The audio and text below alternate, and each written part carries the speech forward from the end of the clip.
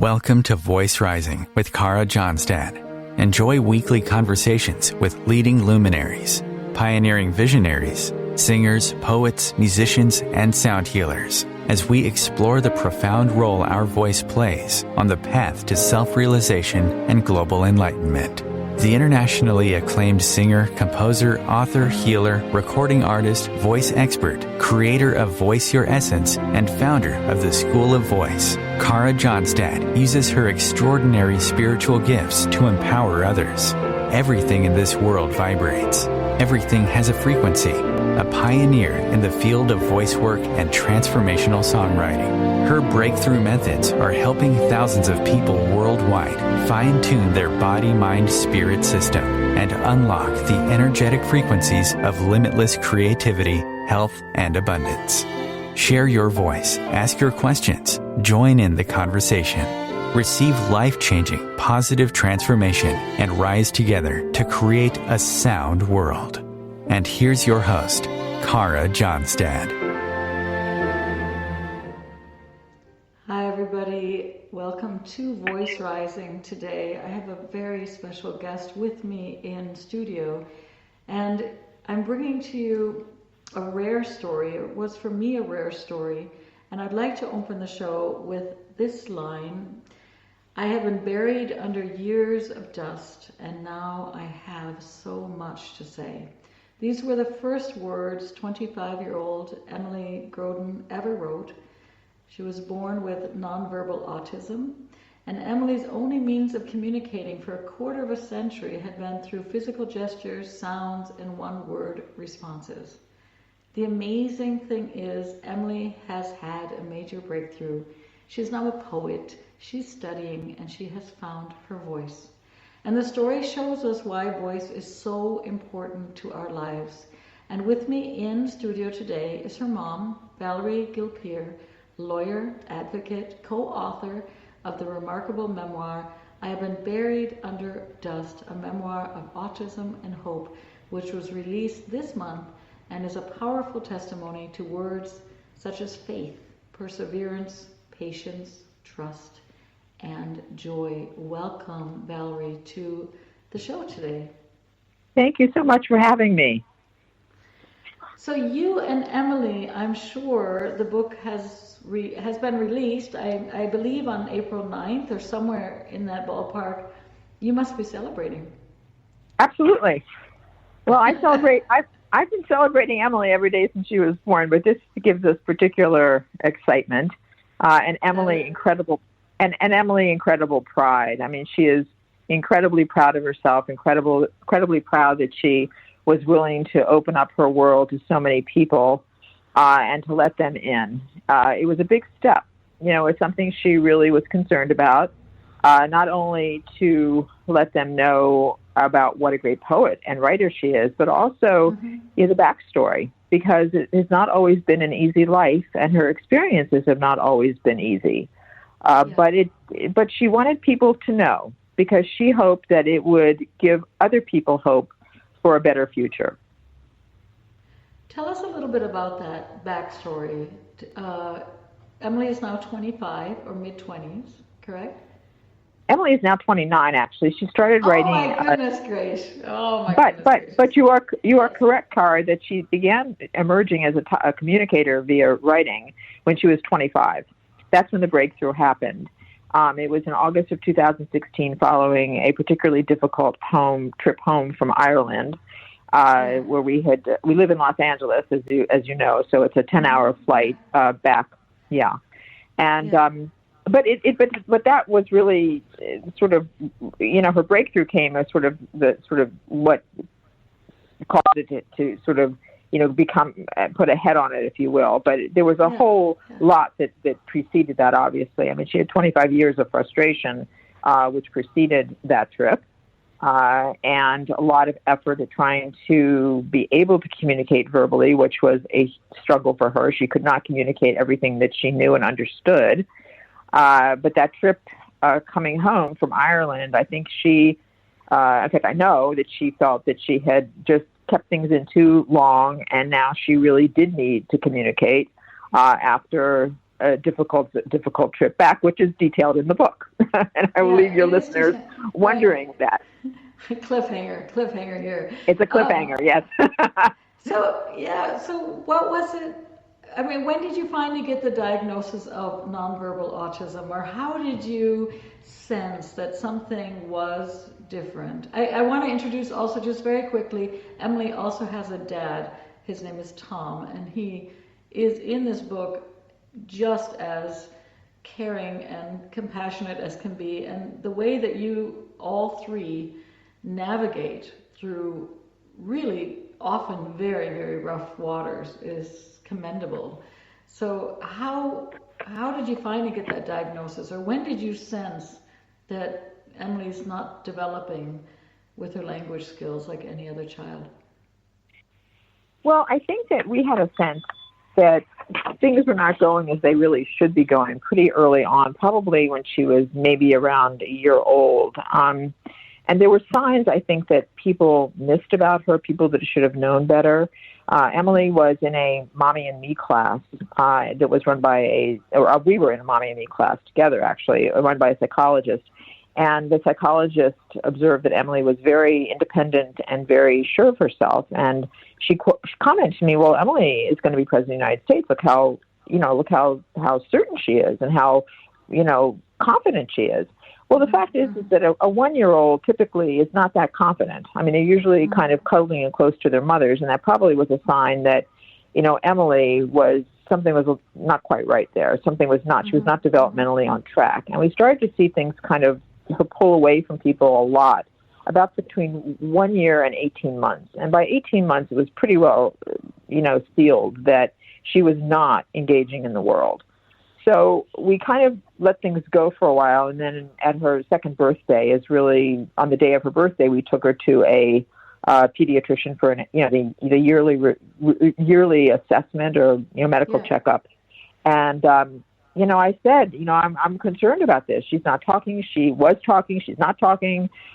She doesn't make eye contact with people. And so he literally sent us across the hall to a doctor from Children's Hospital Los Angeles, and we got the diagnosis that very day when she was 2. And what were your feelings as a mom? Mixed, confused? Well, it was frightening. I mean, it was frightening because what you expect, you don't think that, no one ever thinks that they're going to have a child with a disability, and there was no reason that we thought we would have. I mean, we were, we thought that, life was going to basically resume after her birth, and that, we would send her to school and, she'd be fine. She'd make friends, and her friends' families, or the friends of hers would become friends of ours and their families, et cetera. And you think life's just going to roll along because it did for everyone else we knew. And why should it not be the same for us? And I think that's what happens, honestly, Carrie, is that people just assume that it's all going to be great, no matter, and with good reason. If you get the right prenatal care and you take care of yourself, and there's no real history in your family, there's nothing to make you think anything is going to be anything but just fairly typical. Certainly with bumps along the way, because there's not a person who doesn't have bumps along the way in their life. But we did not expect this kind of a diagnosis. No. Yeah. I think what was hard for me to read in the book, but I had to kind of smile because being here over in Germany, I'm also very far away from my family. So it was amazing or it seemed that many friends or family said, great, you're going to have a baby, how wonderful, yay. And then suddenly when you had the diagnosis and there was just so much work and so much caretaking needed to be given, it didn't sound, at least through the book, that you had that emotional support through friends. They were more or less, or many of them, it seemed like, were just kind of going, again, what they normally do is, going to the parties and maybe going out to the movies and whatever. And you guys weren't able to do that. I mean, you basically were working professionals and also dedicated it seemed like that, so much time to making sure that Emily got the best education that you could possibly imagine for her, right? And That's true. I didn't see any family members saying, "Hey, I'll take her for a week while you just take a vacation, the two of you, so you can breathe." Right? No, there was none of that, and that was a big disappointment. I mean, we did have family in the area, We didn't have a lot of family in the area. We're both from different parts of the country, and we didn't have people that we grew up with locally. But we did have people that could have helped us. And, I think that, many ways, I can't explain other people's behavior. Nobody can. Nobody can, make an excuse for anybody. And I, quite frankly, don't, I wouldn't care to. I mean, I do think that everybody that we knew pretty much had children, and they had other issues to deal with in their own personal lives. And of course, people have issues that they don't wear on their sleeve.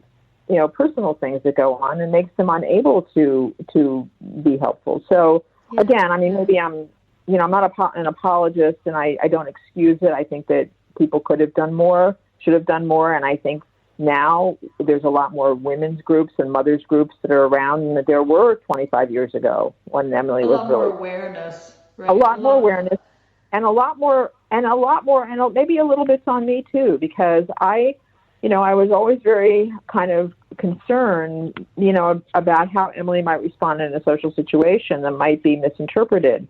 And I didn't want to put Emily out there to be humiliated at all. And so I guess we didn't isolate her. I mean, she went everywhere with us and had a very, very full, there's no place that she didn't go that we didn't go with her, I mean, or I should say in the reverse, there's no place we didn't go that she didn't go.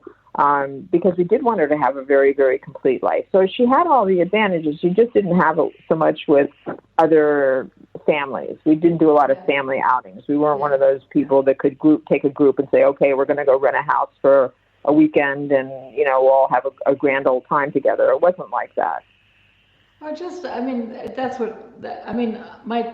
daughter does not have autism, but it reminded me of, because I am in Germany and my family is very far away, they're in the States, there were many, many friends who dreamt of having kids, and they always said, oh, I'll take her anytime, hey, it'll be great, and don't worry about it and everything. And when the time came, there were no relatives, and the friends were busy, and it's okay, but it made me smile a little bit, because it is really hard sometimes not to be able to get the distance or the space that we need once in a while as parents, also in a marriage. I was looking at the numbers and I was amazed. I mean, we have 1 in every 54 kids, I believe, being born with autism now. Those are the statistics from 2020 in the United States. 40% are nonverbal. Right. These are incredibly high numbers. And I know it's a very touchy issue, but I was simply curious. And it's hard because, there is, some people say, a link between vaccination and autism. Other people say there's not. But if you look at the numbers, I think in 1960s it was 1 in every 2,500 kids. Now we have 1 in every 54, and vaccinations have basically tripled or quadrupled as far as the amount that is recommended. Did you yourself ever explore that avenue of possibilities of whatever, gut intestinal imbalances? No. Or lead or no. Well, first of all, Emily didn't have any intestinal issues whatsoever. I mean, she never had. There was none of that. And secondly, there's a lot of other factors one has to consider as well. I mean, it's not just vaccine. In our case, we did not see a direct link because we saw too many. Looking back on it, especially, we saw too many early signs of things being a little bit not perhaps as they should have been. But we didn't. We were uninformed in that we didn't have. I didn't have any experience working with children, and I didn't have a background in early childhood development, and neither did Tom. I mean, we were lawyers, we were, and we didn't study those things. I mean, I knew a little bit about autism from a psychology, general studies class that I took in college. But, other than that, I really knew nothing about that. But I will say this, there's some other intervening things too, and they often say that, there's a lot of sort of environmental factors that might go into it. I mean, there's a lot of synthetic foods that we eat that people weren't eating, back in the 40s, 50s. There's all that. Sometimes I wonder whether it was, the additives, the aspartame, the Diet Coke, I'm not saying anything against any of those. In LA, you also have smog in LA. even the pollution in Los Angeles, we don't know. I hadn't lived in LA. I mean, I was born in DC, in the D.C. area, so I lived there, and then I came out to California to go to college and lived here. But perhaps, again, that's an environmental factor. So, and if you look at those numbers, and it's also an increased awareness. There's the increased awareness generally of the disability, and generally looking a little bit harder at other things that they may have considered psychiatric illnesses who are becoming, kind of regrouped into other categories. So I don't know. I mean, I do know that a lot of people do believe that the vaccines were the causation. I don't believe that was Tom and I ever felt that way. We really didn't. I mean, I think you have to follow your intuition and your instincts. I think it's also a very difficult thing to prove, because if vaccinations start, the new ones start at birth, it's just so hard. It's so hard to find the links. It's just amazing, though, that we go from 1 in every 2,500 to 1 in 54. I mean, it is quite an increase. Yes, it you is. have dedicated this book to every person who is searching for their voice and all those who struggle to be heard. And I thought, you're also a lawyer, and I know we're coming right to the break here, so you're welcome to take that break to think about it. But did working with Emily and seeing how hard it was for her to struggle, did that remind you also of other groups that are voiceless or needing advocacy to be seen and heard? I guess hold on to that question, Valerie, as I hear the music coming on, and we'll go into it after the break. Okay.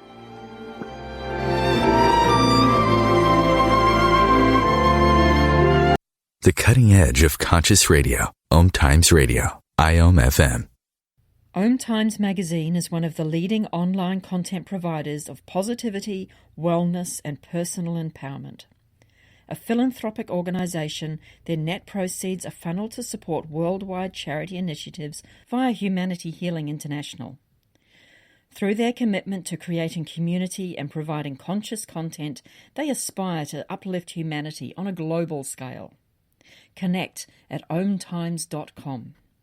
OMTimes, creating a more conscious lifestyle.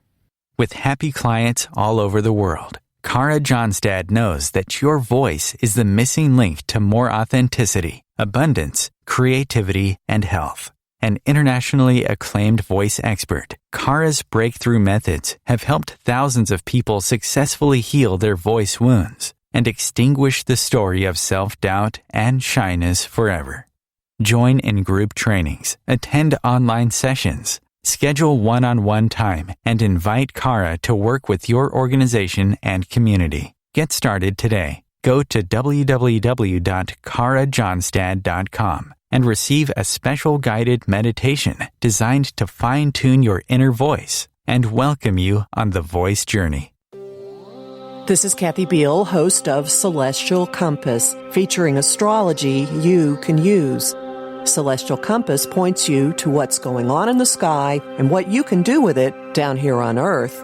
We also explore fun, effective, and cosmic tools for navigating this adventure we call life. Join me the first and third Monday of the month at 5 p.m. Eastern Time for Celestial Compass. It's enlightening, entertaining, and empowering.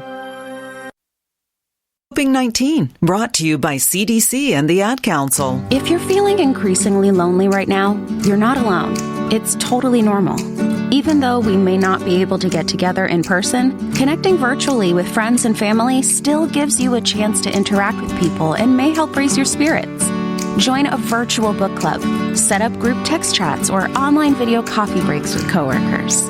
Find more self-care and coping tips at coping-19.org.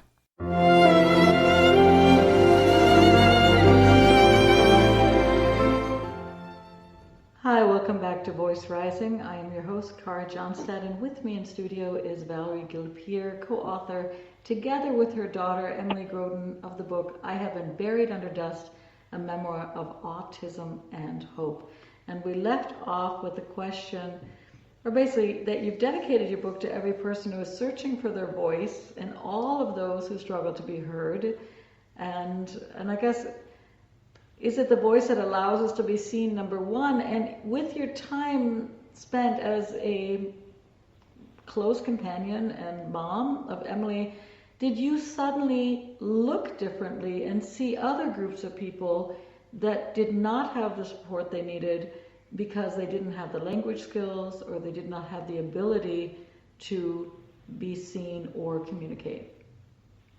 Well, first I need to give the credit for the dedication to my daughter, Emily. She is the one who wrote that dedication. Those are her initials, and I think it's a beautiful dedication. I do think that in many respects, and Emily has commented on this, is that much of what we see now in the United States with the Black Lives Matter and various other movements, I think really are about people wanting to be heard. And I think that there's a broader meaning in Emily's dedication, because it isn't just about voicing yourself.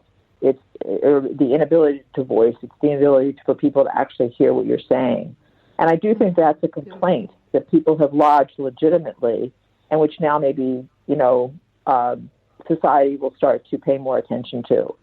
So it isn't just those who are so-called handicapped or disabled in any way, or those who struggle to verbally articulate. It's many, many groups of people in this country. And I imagine in the world, anybody who's been anyone who's been marginalized in any way hasn't been heard, or probably feels that they haven't been heard, and thus they've been marginalized. So I think that it has a broader meaning, and Emily understands that. She really does understand that, and I think that was a lot of what was motivated behind the dedication.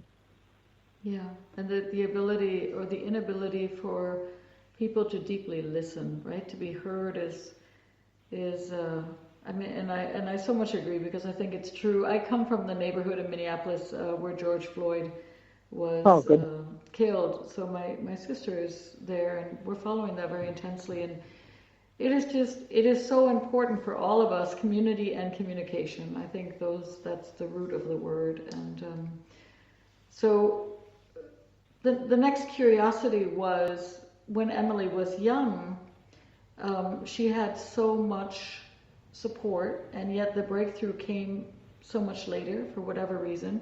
Was Emily able to express herself through painting, or did she like music, or was there any way that you could sense? I mean, of course, you talk about gestures and everything, but did she play a musical instrument, or did she like singing melodies, or was everything difficult? Well, Emily actually was a very good artist when she was quite young, but that wasn't the method that she used to communicate. I think that when the reality of it is that, and she agrees with this, is that we developed our way of communicating with each other, what she wanted and what she didn't want. But it was very fundamental. It was very basic. And it certainly didn't give us a huge amount of insight into the real person that was brewing inside of her. And that's what the value is of this ability to communicate that she's found through the typing and communicating via the written word, is that we now know so much about her. I mean, we know not just that she, likes chocolate ice cream versus vanilla ice cream, but it's just who she is, what she's been taking in all these years. So we got by, we managed, sometimes, her displeasure for things, it was expressed in ways that were not really socially acceptable. Clearly, we detailed that in the book.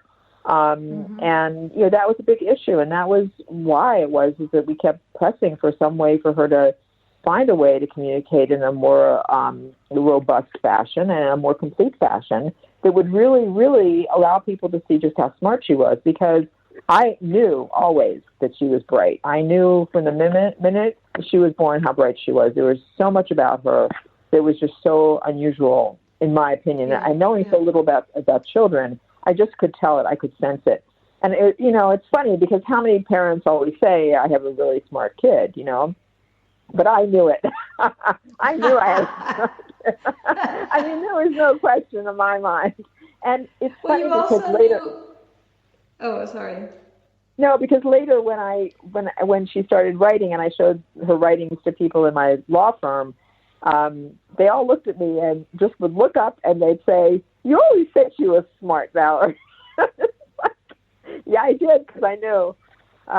But, I think in terms of all the therapies, if I could just go back to the original question, there was a lot of therapy, and there were a lot of starts and backfires and restarting and that sort of thing. And it just took us to get to the place where she was ready for this. And, that's one of the things that we really wanted to communicate, is that you just don't stop because of a person's chronological age, because you don't know what you're going to find.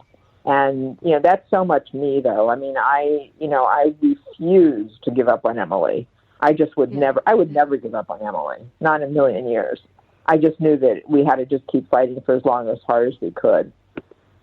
Yeah, the word perseverance and persistence kept on popping into my mind, and also when you talk about her being so smart, I mean, you see in the book her language, and I'm gonna, if we have time, I'd like to read a couple of her poems. But you did, even after a long day, and I'm sure you were quite tired, you always read in the evenings together. Mm-hmm.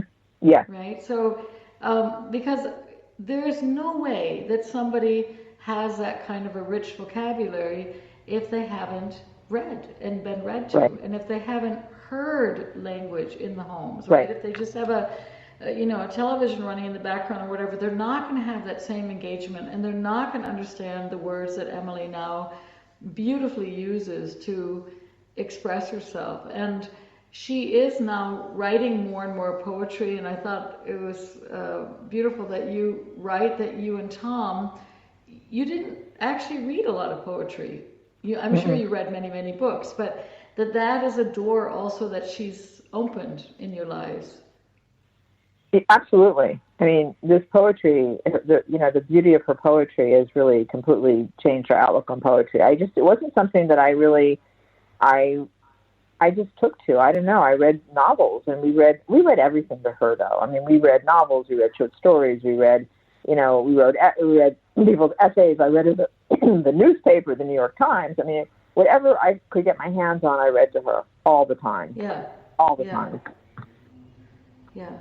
So after a long time trying all these many different methods, also Emily did go to, I don't know if it was a normal school or integrated school. I mean, Emily does have is now at the university, so obviously she was in school. What was the method that finally led to the breakthrough? I have written down here facilitated communication, but how can we understand that better?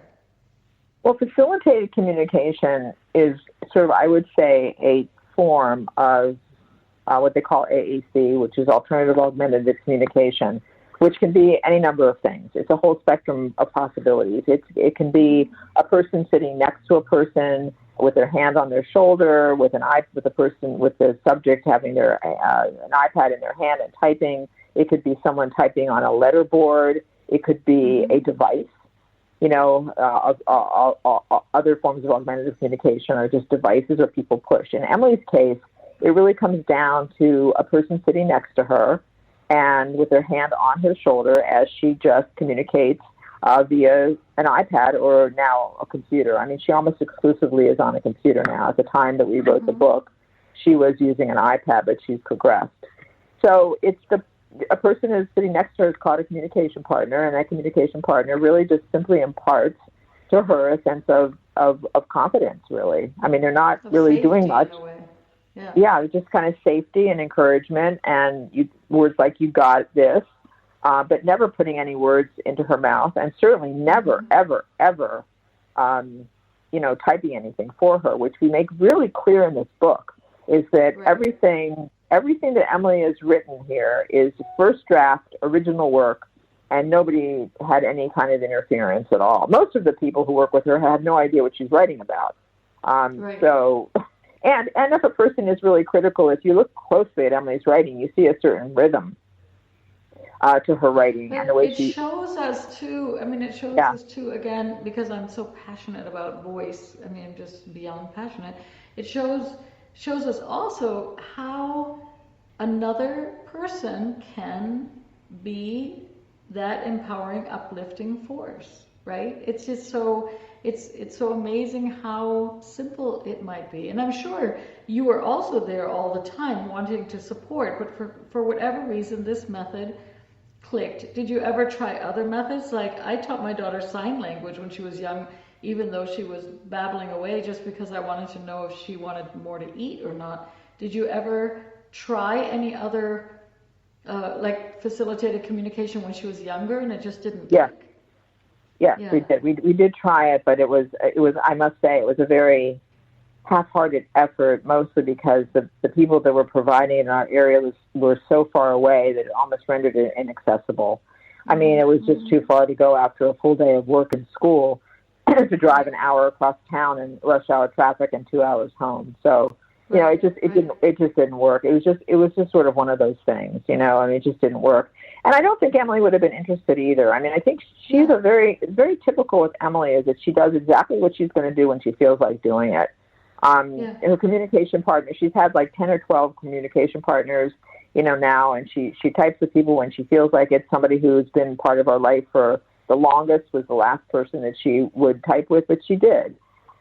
People can walk in off the street and start typing with her. I mean, it just, you know, I think that with Emily, the less of an emotional connection she has, the better she can type with a person. Very interesting. But it's, so she does what she wants to do. I mean, she walked across the room on her first birthday, and she does things on her own time. And by the way, Emily was a fully included student. Emily was always in general education classes. After a very brief encounter with special education classes, I made that very radical decision that those were not going to be it for her. And we totally modified it. And that's all spoken about in the book. I mean, in terms of the interactions that I had with the school district, which were unending, one might say. Yeah, exactly. Would you mind if I share one of the poems of Emily for our listeners so they have an idea? Yes. Which one? Which one? I have a couple here, but one of them, which I thought was interesting, if we're talking about the breakthrough, is, now I don't know if I wrote a title, but Deep Inside the Autistic Mind, the Inner Workings of a Brain Refined, the Being of Someone. Do you have that there? You're also I have the book. I don't know what page it's. Is it from the back of the book? I don't think. Okay. I had a PDF version. Oh, okay. Well, I just go on with a couple. The being of someone who is not consigned, so you see, try as I might, I could write and write, yet still not quite tell it all and tell it true. But try I will, continue to pursue, explaining the impossible until I have explained it through. So, I mean, I find it really beautiful as a songwriter and as a poet myself, this flow, and also what you were saying, this rhythm of mind, refined, consigned, you know, right, yet still not quite to tell it all and tell it true, but try I will, continue to pursue. She's a beautiful poet, and it's just, that poem is actually impossible to explain, and it's a very long poem. Actually, that was a snippet of it. Yeah, that's an excerpt. Yeah, it's an excerpt of it. That's impossible to explain. It's a beautiful poem. It's on page 259 of the print version of the book. Oh yeah, beautiful. Yeah, she really does. She's incredible. I mean, what she can come up with, and she does it almost on a daily basis. She writes poetry. They just flow from her. I mean, she's really. It's quite amazing to see her brain work. Sometimes, I mean, she will actually, you know, sit down and say, "I've been thinking about something for a while, and I think I'm ready to put it down." Beautiful. And it's interesting.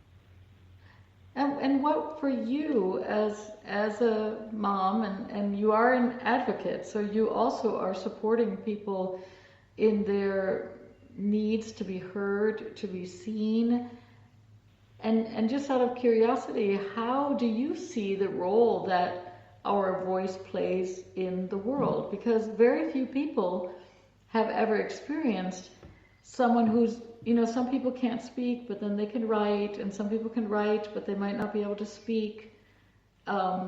Even if somebody is born deaf, often they learn sign language, so they're able to communicate. To be in that gap of communication happening and expression happening, but not fully being able to maybe understand completely. How did you see the importance of voice after so many years? Or how did you realize, like, wow? Yeah. Well, first of all, let me say that, we judge people by how they speak. We judge people by how articulate they are verbally, how well they express themselves. And we make judgments about people's intelligence.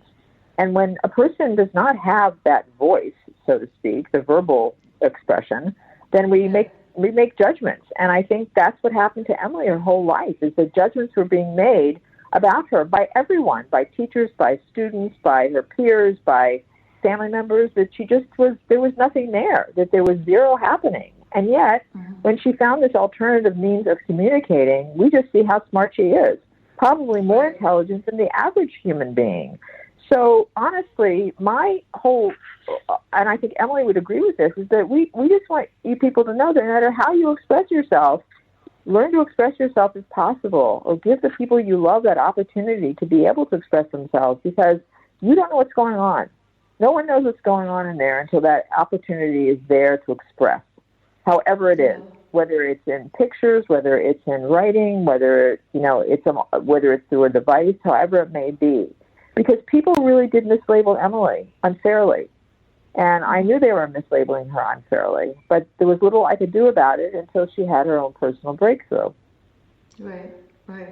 And for us all out there, whether it's nonverbal autism or if it's somebody with a strange, huge nose or whatever, just simply stop the criticism and judgments, right? I mean, I think there's enough things to deal with in our world. We don't need to be knocking each other down, right?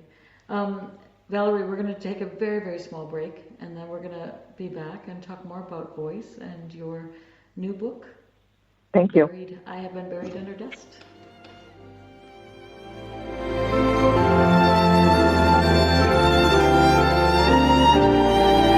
Bringing a more conscious lifestyle to your world. OMTimes Radio. IOM FM. Ascending Hearts is no ordinary dating site, but a spiritual dating site with a purpose, to link you with your soulmate. We engineer the serendipity so you can trust that you will attune with someone that has the same matching vibration as you. Ascending Hearts, the conscious dating site for the spiritually aware.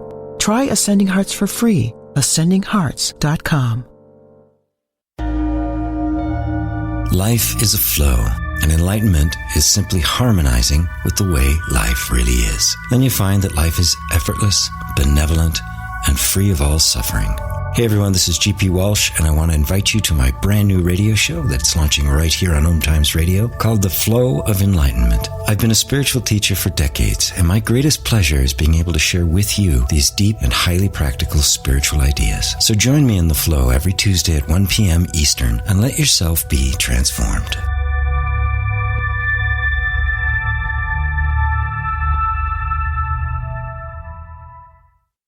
The United States has the highest rate of incarceration in the world.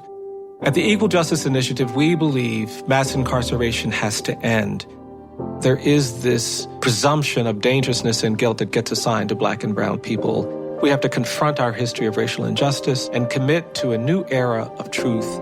There's something better waiting for us, something that feels more like freedom. Truth can inspire change. Please learn more at eji.org.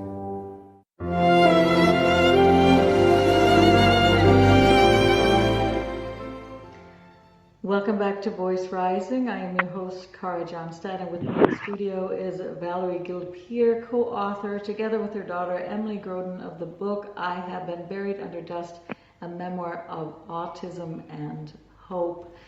Valerie, you talk about in the book about 2 beliefs that were given to you on the journey and that you believe to be true but limited, that they limited you in many ways. Could you share with us what those 2 beliefs were, especially for people out there that might be going through similar processes with their kids? Do you mean about the behavioral versus the sensory? And seems I shared a lot of beliefs. First one, yeah, that's true. The first one I said is I've written down is that you could access educational progress for Emily once her behaviors were under control. Right. So that was Right. the first one. The second one that you wrote that you sensed was an incorrect belief was the insistence by many of the professionals you consulted that if you pursued any time of augmentative or alternative communication like Right. FC, sign language, for example, that Emily would never speak. That if you pursued Right. these different avenues, that would hinder her from even wanting to verbally articulate herself. So, yeah. So the whole thing about the behaviors is that, you can't really, behaviors, it's such an interesting thing about behavioral challenges because, a person doesn't really want to subject their child necessarily to the criticism that will come from negative behaviors in a classroom setting. But on the other hand, a person can't really deal with their behaviors unless they're in that kind of a setting, a neurotypical setting, and kind of start to look at how you're supposed to do things. Because that was the interesting thing about, when we first started looking at preschools for Emily that I talk about, is that the preschool teacher observed that Emily didn't know what was expected of her. She was sort of going on her own path. And so I think that, by being around neurotypical kids, she started to understand what it was supposed to look like. And she was smart enough to understand that. And so she, I think, overcame a lot of that. But I don't think that one should isolate a child because their behaviors are in the way. I think you have to learn to manage those behaviors and to address them and to help a child work through them, as well as to get other children to understand, that some people have differences. And so it's kind of a learning experience for everybody and for the teachers as well.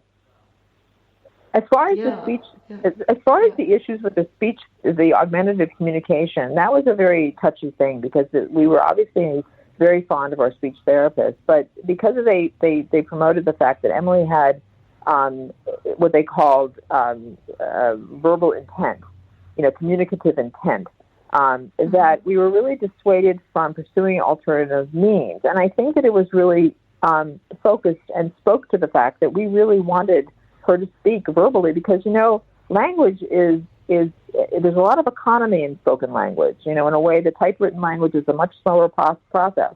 It's much faster to communicate, verbally than it is via writing, especially when you're typing in the fashion that Emily is. So, when people would say that to us, we, of course, went for that and believed it and figured, well, okay. But I think the thought is really changing on that because if you're so far into it and so many years into your life and you're not communicating verbally, I think that definitely alternatives should be pursued.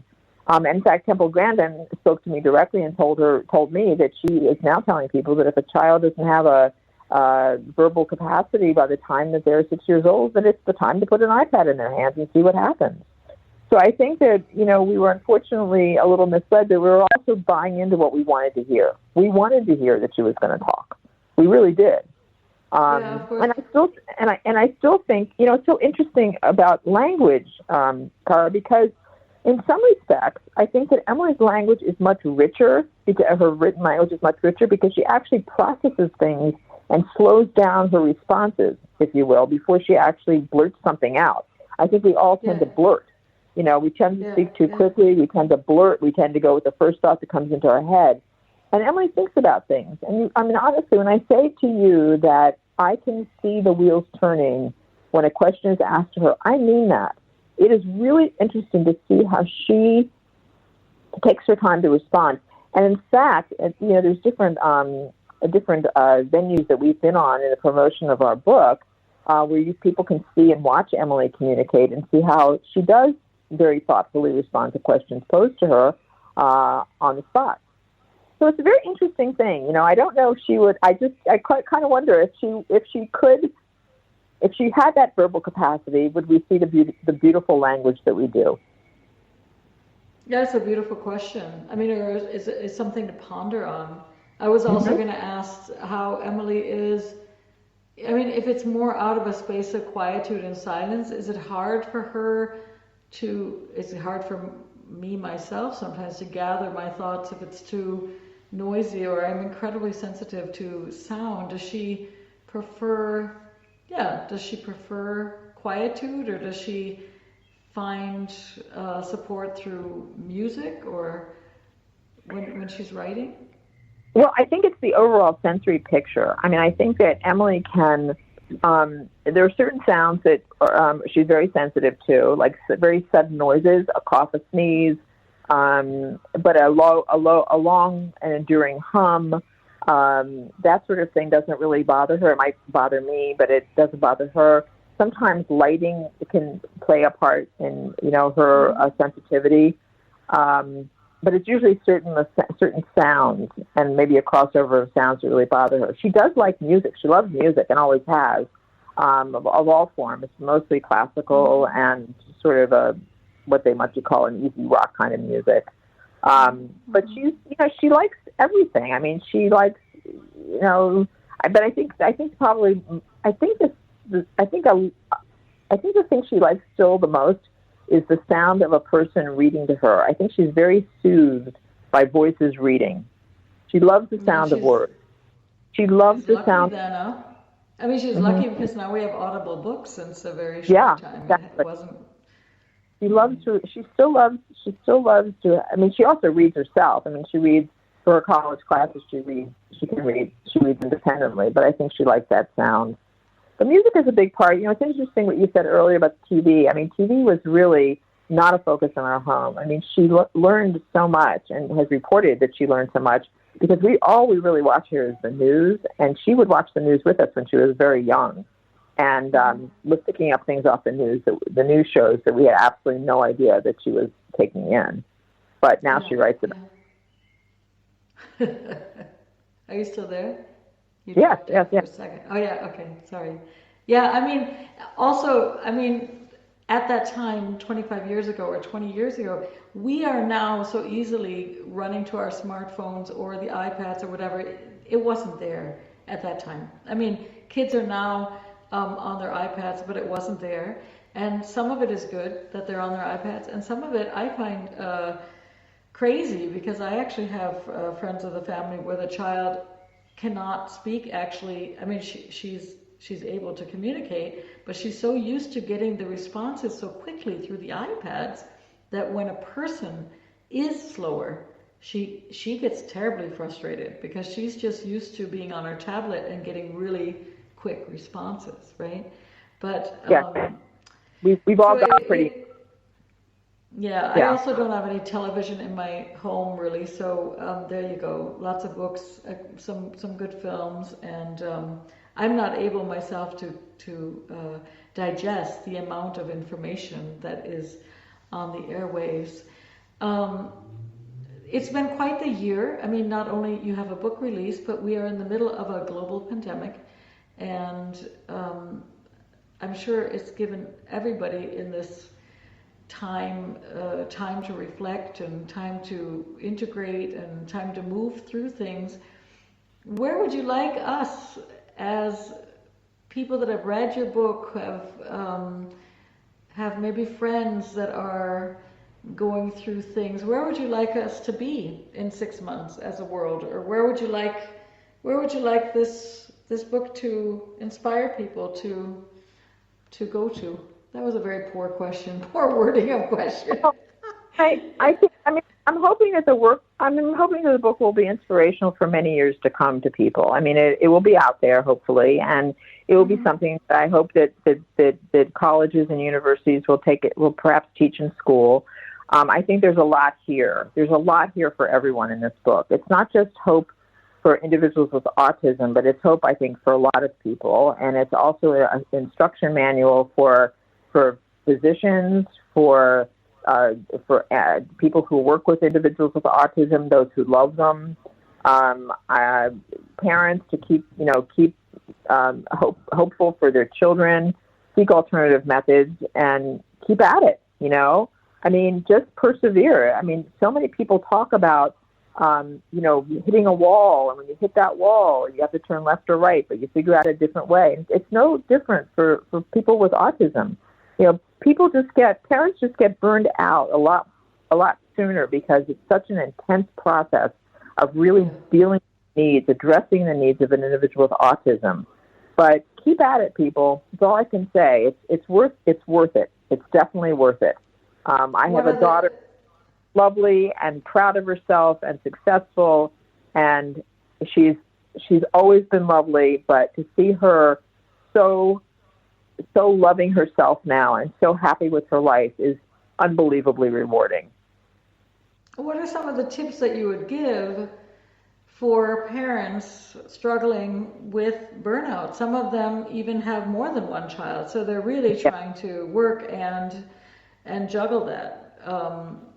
What were some of the things that helped you? I mean, you see in the book that I'm amazed. It's like, okay, you and Tom are lawyers, so that might have given you some ability to hire people, but still you had to organize all that. You had to research it. You had to follow through things. Like you said, you had to drive across town. There's one scene in the book where it seems like you're literally working out of your car, right?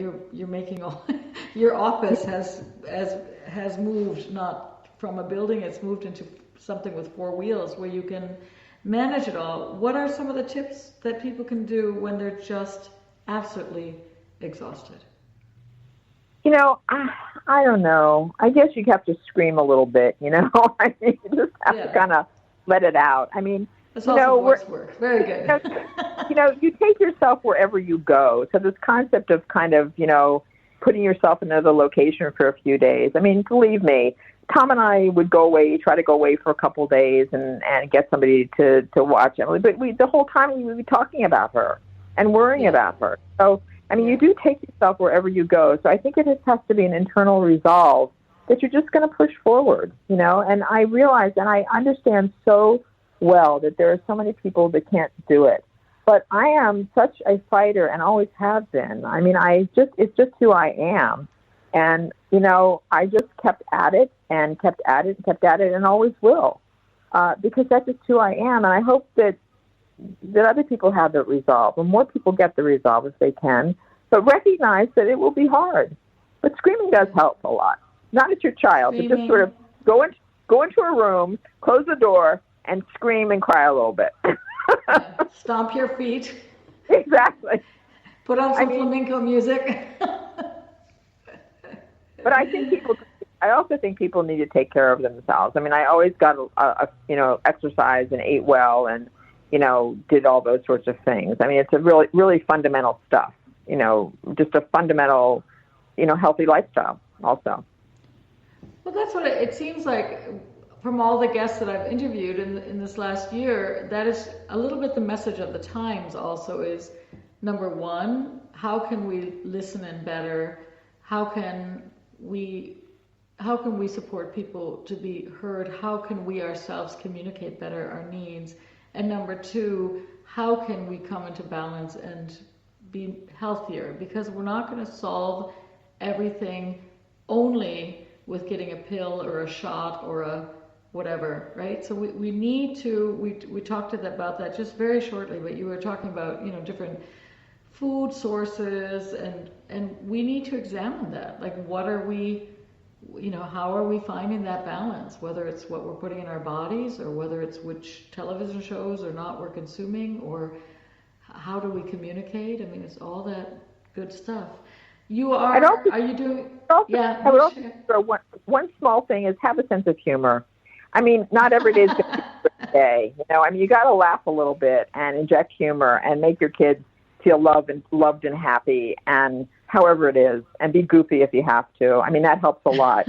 Nothing like putting a smile on someone's face, honestly. Put a smile on your child's face when you can. Oh, that's very beautiful. Exactly. Be goofy, be funny, giggle a little bit. Yeah.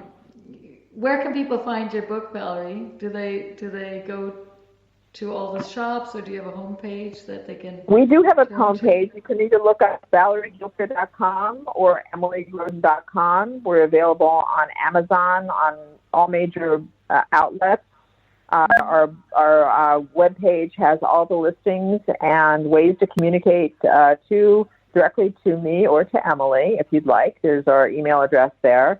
And we're happy to respond to any questions people may have. And we do hope that you will read the book and enjoy the book and ask any further questions that you may have. We'd love to hear from everyone. Beautiful. And I think Emily's also on Instagram, isn't she? Does she share her Emily poetry is, on? Yes. Emily is on Instagram. She's also a hiker, so she has a lot of hiking pictures. And I'm on Instagram, and we're both on Facebook as well. Wonderful. Beautiful. Well, I thank you so much for being with me today at Voice Rising, sharing your incredible story. Thank you. It was a lot of fun. I appreciate it. Yeah, and your strength and endurance, really, honestly, and your humor. I'm sure we'll get to more of that at some point, but really, it's very inspiring. I was very inspired reading the book, so I thank you for that. Oh, thank you so much. Much success. All right, bye-bye. Bye-bye.